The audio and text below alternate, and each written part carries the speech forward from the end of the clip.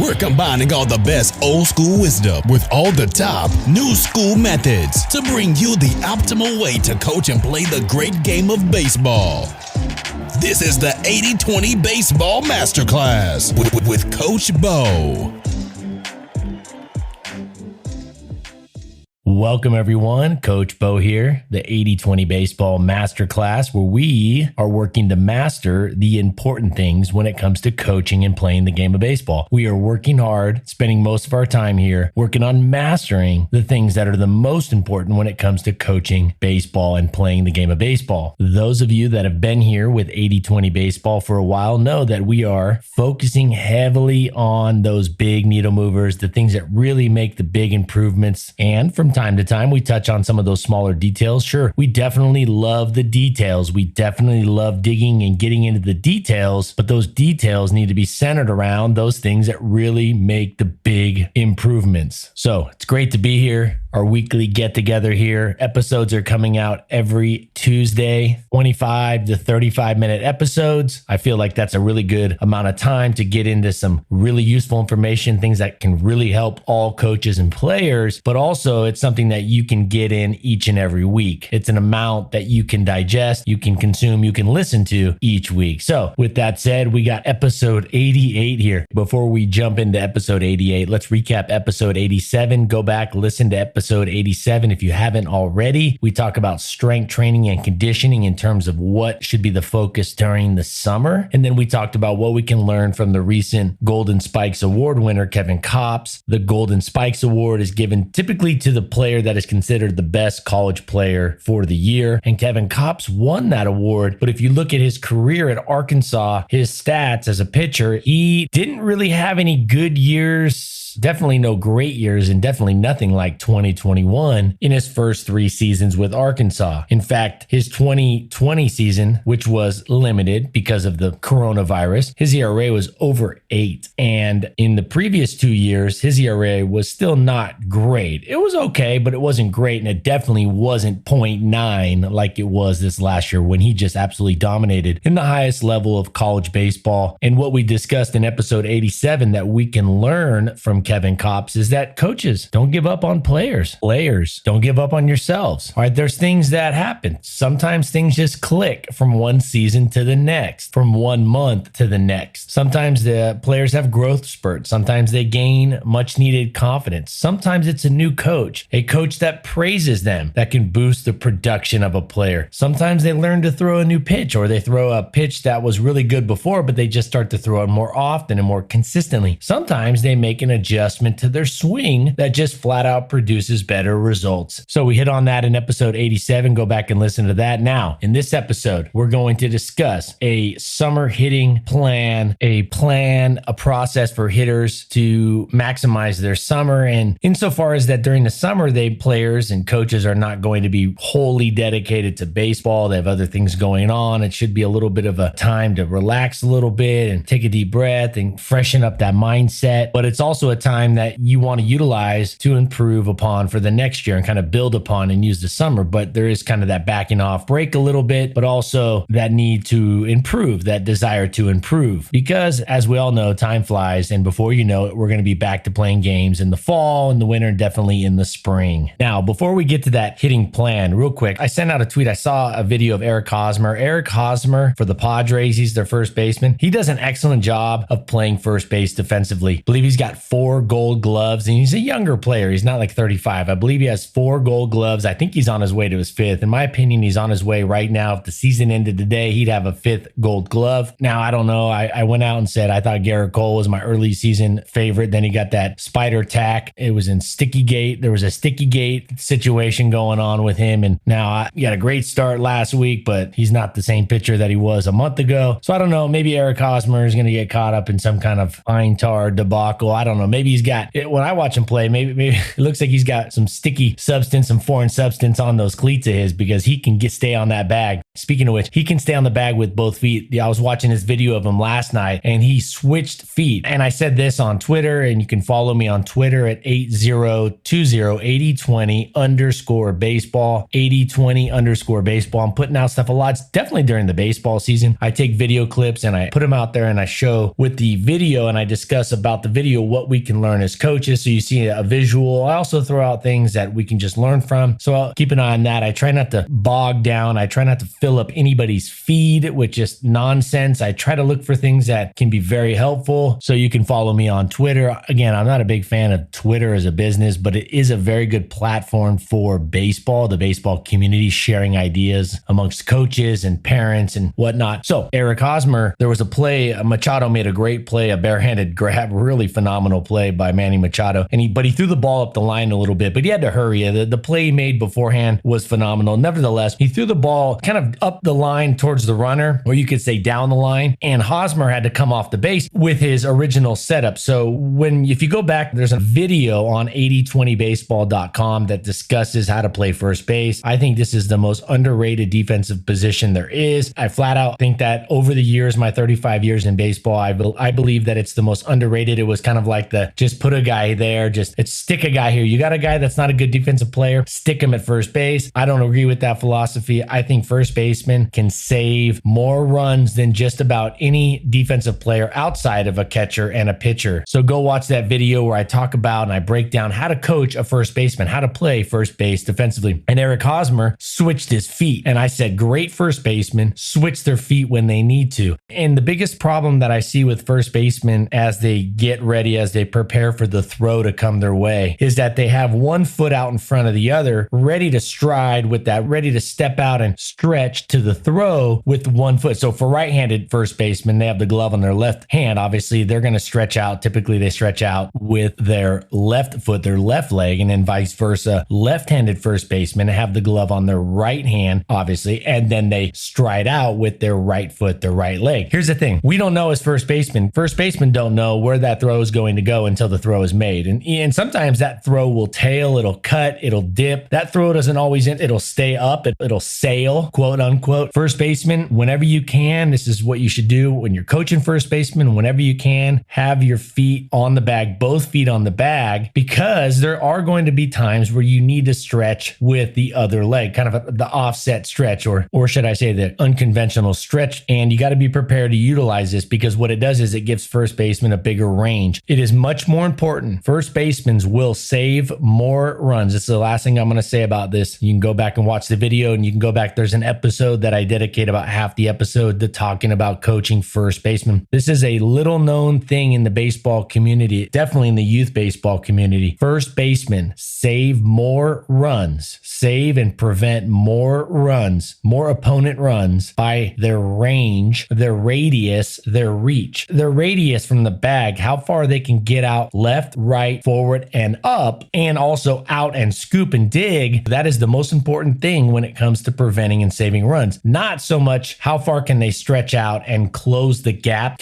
How far can they stretch and get to the ball sooner? That's the most common thing that a lot of people think, is that, hey, if I can get a first baseman that stretches out really far and catches that pretty much generic, normal, good throw, but that they can get out there and catch it a little sooner, so that obviously once it's in the glove, they're going to beat the runner. They're trying to beat the runner's foot. So that's something that is not going to really save a lot of runs over the course of the year, believe it or not. If a first baseman stretches out, I'm not saying first baseman shouldn't stretch towards a good throw and catch it a little sooner. If you think about it, that extra 6 inches, that extra foot and a half is really just a split second faster. And over the course of the year, there aren't that many bang, bang, like split second plays. There's not. There might be one a game, but you know what there's a lot more of in a game? 2 or 3. Those are the throws that go up high over the first baseman's head, just off their glove. Well, had they stretched up and not out and up, had they just stretched up from the bag straight up and not worried about going out towards the throw, but just straight up on their tippy toes, they probably would have got that. Had they been able to switch their feet and move up the line or down the line another foot, they would have had more radius, more reach on those throws that go up and down the line, which we know happens. Left, right, and up, I believe, can save way more runs than just stretching straight out towards the throw. And then you have the other part, the digging part. But the digging part kind of goes with the other method. So those kind of a wash. That's kind of a push when you think about it, because a first baseman that's worried about stretching early, stretching, looking cool, they typically can stretch and dig pretty well for the most part. But what they cannot do is, once you stretch, you cannot stretch very well to the left or to the right or up. If they stay at the bag and wait to see the throw, and then they move left, right, or up if they need to, if you step to your left or they step and stretch to the right and then reach out with their glove, you're easily, most youth, even just youth baseball players alone, are going to be able to get to another 2 feet, 1 foot, maybe 3 feet of real estate on those bad throws. Keep this in mind. Here's the quote that you want to teach your first baseman: stretch to the throw, not to the thrower. Stretch to the throw, not to the thrower. Now that throw halfway may not be where it's going to be when it gets to the first baseman. It may cut, slice, tail, just like all of our golf shots, right? Well, at least me, some of my golf shots look, a lot of my golf shots look really good for like 15 yards. And then they're like 65 yards off the fairway by the time they land in somebody's backyard. And this is what happens with throws. Throws from infielders do not always go where they initially look like they're going. So not only do you want to say to your first baseman, stretch to the throw, not to the thrower, you also want to make sure that they do not just stretch to the throw after, say, 5 feet. Now, if the second baseman is making the throw, then that distance is much shorter, of course, and thus the throw is going to get there faster. So if it is up the line or down the line or up above their head or up high, elevated, then they need to move a little faster versus that third baseman or, like, say, the shortstop back in the hole making a play. They're going to have more time. They're going to watch the path of the ball a little longer. So first baseman's like Hosmer. He starts with both feet on the base and he switches them over when he needs to. He does a great job with that. So stretch to the throw, not to the thrower. Don't be afraid to use both feet. Have your first baseman's practice using both feet up and down. Give them that range of motion. A great drill with your first baseman. You get them over there. You got a coach and you're firing them from like 40, 50 feet away. So you have good accuracy, but you don't have to burn out your arm. I wouldn't have a player do this. You can just get a bucket and you can make the throws left, right, up,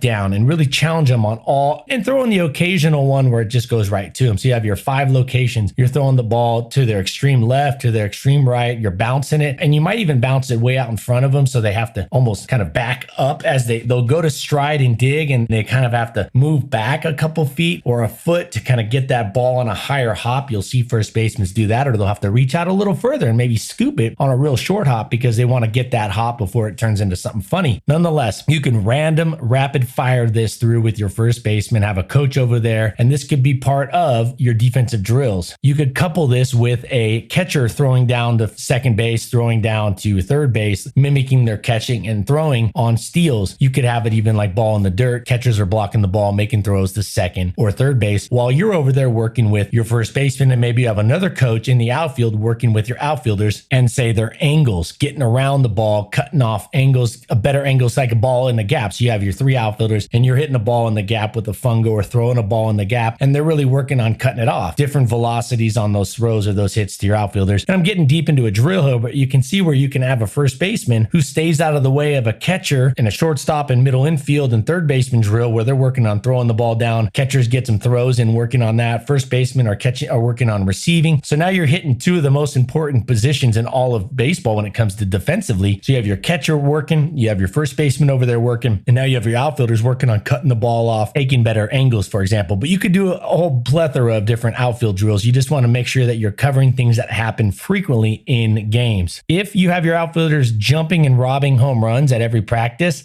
that's not, first off, this will happen once in a whole season for one guy. It's fun. So if you want to do it and just do it quickly at the very end, have them practice a little bit, like that's cool. Like have them, have some fun with it. Sure. But I wouldn't allocate. I've seen coaches at high levels working, catching balls off the wall and planting their foot on the fence and jumping and stuff. And I'm like, that's a small needle mover.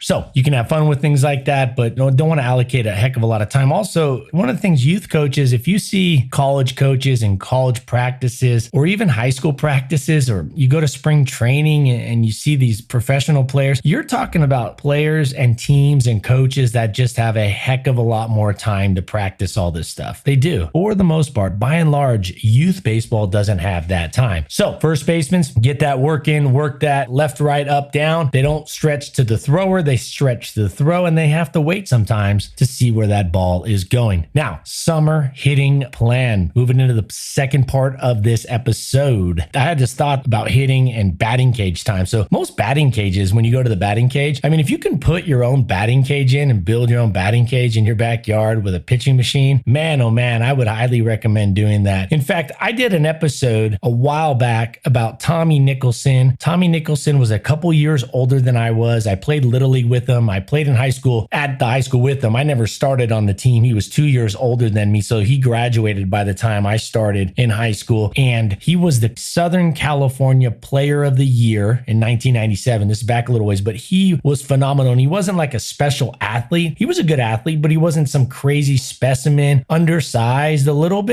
undersized. He wasn't a tiny guy, but he was undersized. And he was the Southern California Player of the Year, went on to the University of Texas, had a good career at University of Texas, and I believe he made it up to AA. And that's a heck of a good career for any baseball player to get a scholarship to college, to be the Southern California High School Player of the Year, to play professionally and get up to AA, just play professionally nonetheless. And while I never stepped foot in his backyard growing up, I used to drive by there. Didn't live that far from me. And I'm almost certain he had a batting cage in his backyard. Put a batting cage. If you can get a batting cage, do it. But if not, find a batting cage or a place with batting cages that you can work out a deal to hit by the hour or by the minute. Because what happens is when you go to the batting cages, a lot of times it's per pitch. Well, batting cages don't always throw great pitches. Sometimes they throw pitches that hitters shouldn't swing at. Now, I take that back. Batting cages almost always are useful when you're practicing, when a hitter is practicing that plan to approach. All right, so the plan to the 80-20 baseball plan to approach. A batting cage is almost close enough to the strike zone or in the strike zone or around the fringes of the strike zone. It's usually always close enough for the most part to make it useful, very useful to practice and work on your two-strike swing, your plan to swing or approach at the plate. The problem is plan A, I have never seen a pitching machine, I've never seen a batting cage that throws every pitch right where the hitter's hitting zone is, right where they should swing every time when they're in plan A, less than two strikes, right? Here's the thing. If you,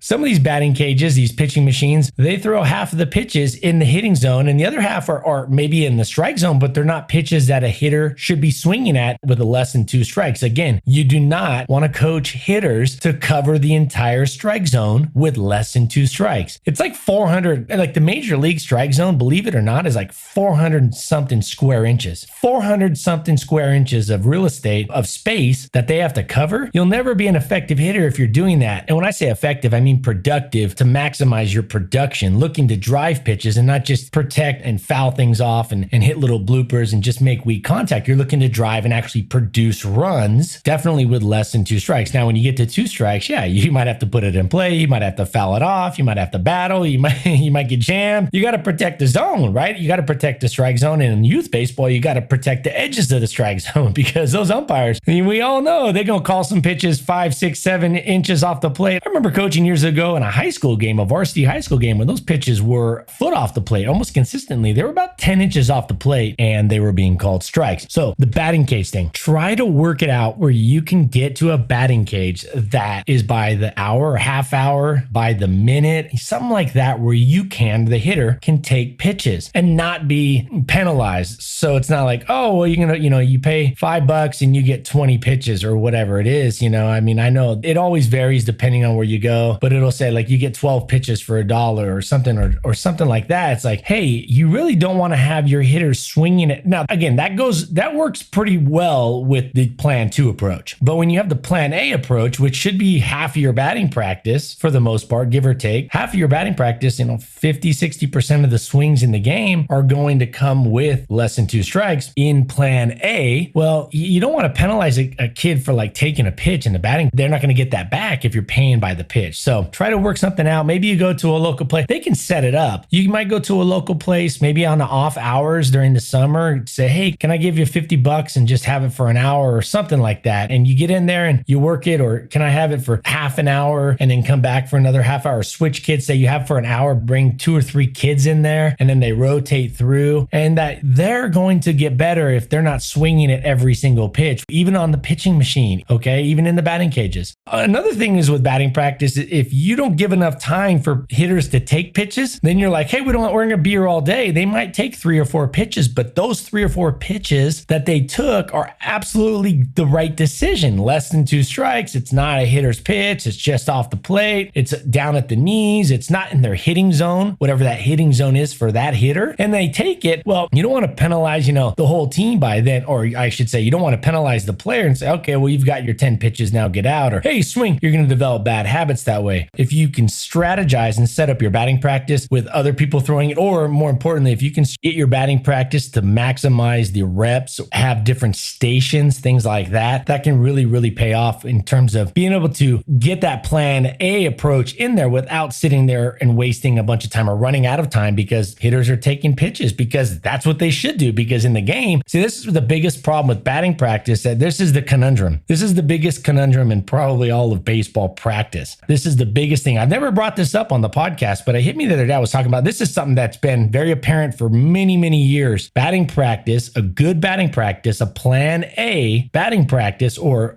say that part of batting practice that the hitters are practicing plan A. Again, I told you, always tell the hitters, are there 2 strikes or less than 2 strikes when they're hitting in batting practice? They should always know, because it makes the world of difference. Less than 2 strikes, those hitters are up there swinging at pitches in their hitting zone. With 2 strikes, now they're hitting at anything in the strike zone. And in youth baseball, probably a few inches up, down, left, right, maybe 5 or 6 inches, right? They just have to reach out and foul it off to stay alive, or they're going to be sitting on the dugout on the bench striking out if they don't. So the biggest conundrum in all of baseball practice, baseball training, is letting your players take pitches that are not in their hitting zone without dragging batting practice on for 6 hours. It's tough. It's really, really a tough thing to do. If you're efficient with your setup, if your batting practice just has 1 hitter hitting at a time, that's not good. Now, you obviously can't have 2 hitters in the same batter's box, or you can't have 1 hitter in the left-handed hitter's batter's box and 1 in the right-handed hitter's batter's box. You can't do that, right? Now, I did see a high school coach. It was high school, and so they had more resources. I believe it was high school, or it was a lower level college. They had screens, and those screens are expensive, those field screens, but they had screens set up, and they had 3 batting practices going on simultaneously on the main diamond on one field. So they had screens protecting the pitchers and the other hitters from hitting each other and things like that. I don't think youth baseball can get away with that, but you could do things like a batting cage off to the side. You could have hitters hitting off a tee, working the 2-strike approach on a tee, and then you have a hitter live in the batter's box. You can be very efficient with your switching, like get a hitter in there immediately in and out.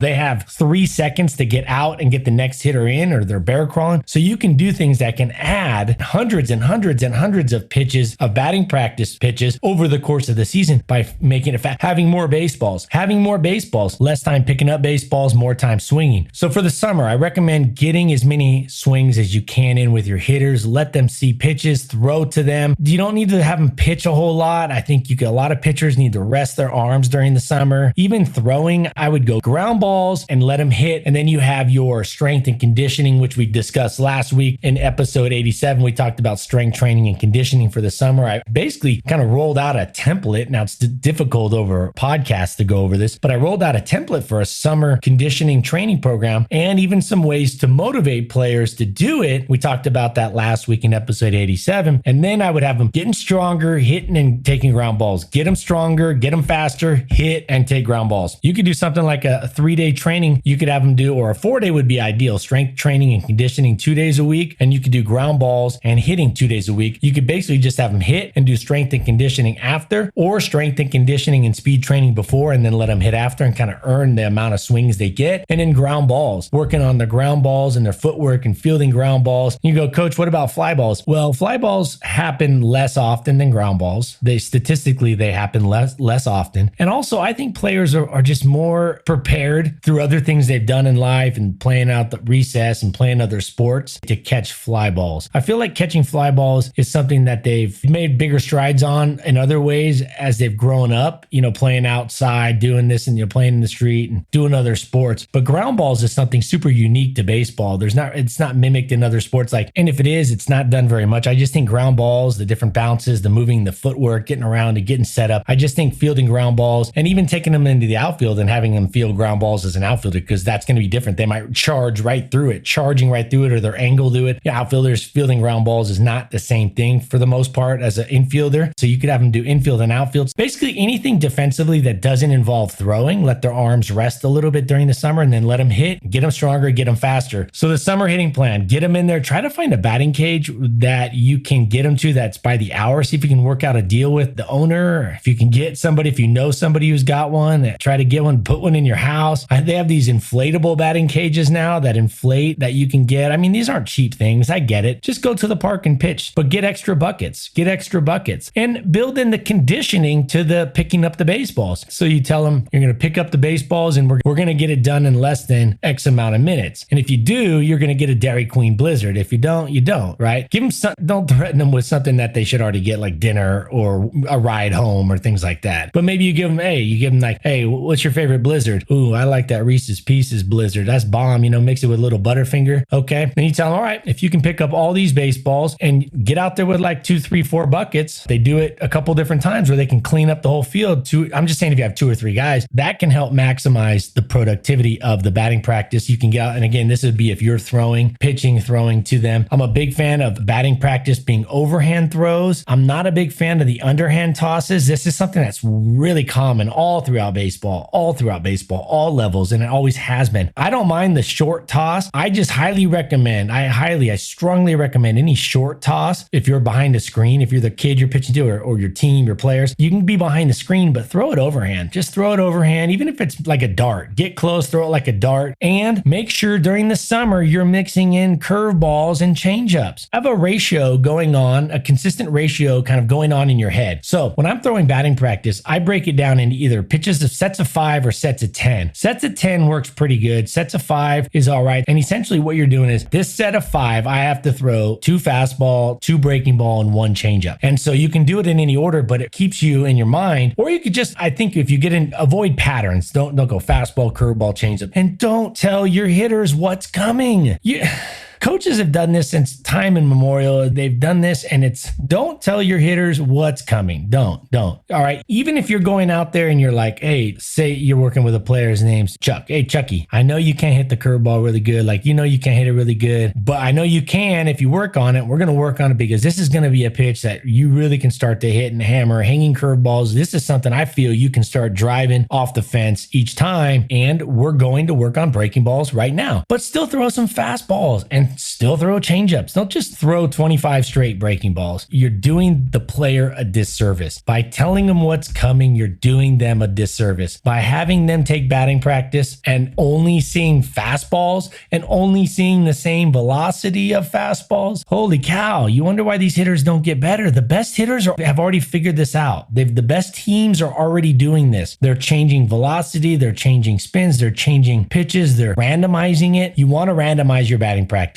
Also during the summer, I think this is a good time to challenge their velocity, speed up the velocity, really make them get used to faster velocity. So this is the last part I wanted to hit on during the summer hitting plan session here. There's definitely other things that you can do, and I'm sure some of you already have ideas that you're going to do, but I believe these are some big needle movers. During the summer, players are almost always moving up a level, or the next year they're going to face a little faster pitching for the most part. Well, during the summer is a great time to start throwing it harder at them, not at them, but to them, to the strike zone, having them hit off faster velocity, go to the batting cage that's faster or maybe 2 levels faster than what they've been at. Get them used to facing faster velocity during the summer. Here's why I think it's really good to do this during the summer, because they're probably not going to go play, especially as you get into August here. The players are probably not playing in games in August and September, right? So they shouldn't necessarily be playing baseball games in August and things like, you got to give them a little break. You got to give them some rest, some time off, and you got to let them kind of refresh and things like that and play other sports and have a little bit of a summer break and do those things. But if you do it during the summer, they're not going out and playing a game, say the next day or that week, and then facing a very slow pitcher or a pitcher that's not obviously throwing as hard as that pitching machine is going to. So speed up their bats during the summer and then back off a little bit as you get closer into the fall. And then during the season, I'm a big fan of throwing some velocity, firm velocity throughout the year to hitters and really challenging them to see firm velocity, but also more of a variety of it, slow, fast, medium speeds. But during the summer, I would speed up that bat and get them used to facing faster velocity when they don't have to turn around and get into a game that week or the next day.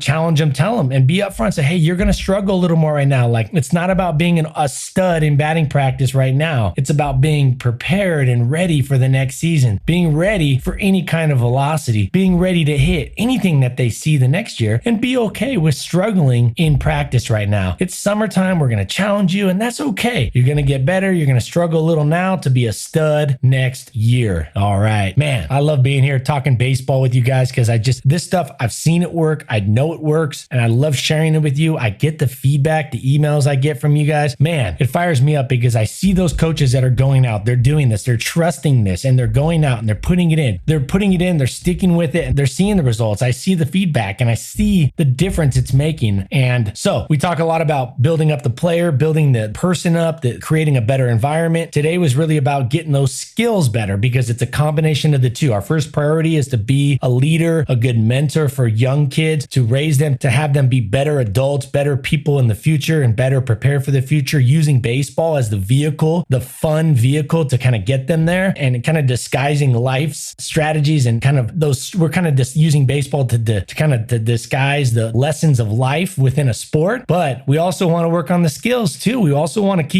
our players to keep going. We want them to make the high school team. We want them to, if we can, play some college baseball, maybe have an opportunity to play professional baseball, things like that. So today we hit on the skills. You guys are awesome. I look forward to being back here next week. Speaking of next week, I got a couple interviews lined up. Man, I got 2 interviews I'm fired up about. 2 different topics. We're going to break them down. I'm excited. I'm going to get those interviews recorded next week and the following week, and then I'm going to put them out on the show. So what we'll do is I'll do a couple tips or a tip or a strategy along with a section of the interview. So the podcast length will stick around that 25, 35 minute mark. I like to keep it between 25 and 35 minutes each week. And then I'm going to break up the interview by question or by questions and put them into the episode. So I think that format's going to work really good. I got one that we're really going to talk about this is for coaches, how to best deal with parents, how to best deal with players, how to connect with players, and how to also bridge the gap and the continuity between coaching staff and parents. We know that can always be a challenge at the youth level. And the other one, we're going to talk about skills. The other interview that I'm going to do, we're going to get into definitely some skills, ahead of the curve type of look at skills and getting the skill level of our players raised up. And until next week, you guys have a great week. Take care of yourselves. Take care of that health. Take care of your families. Take this information, go out there, infuse it into your practice, plan, prep, get it ready for next year, doing your part to make the baseball community a better place by utilizing all this information. Thank you, all of you that are coaches out there. Thank you so much for what you're doing. Man, being a coach is super rewarding, and it is massively beneficial for the players that you work with and impact and the future that awaits them. All right, I'll catch you on the flip side. Adios. This has been the 80-20 Baseball Masterclass. Take it to the field.